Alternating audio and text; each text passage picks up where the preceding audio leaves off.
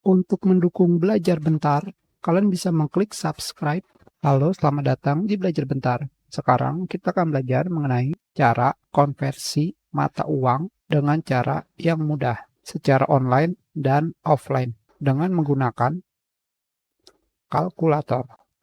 Dari sini, kalian pilih tombol Open Navigation atau tombol hamburger.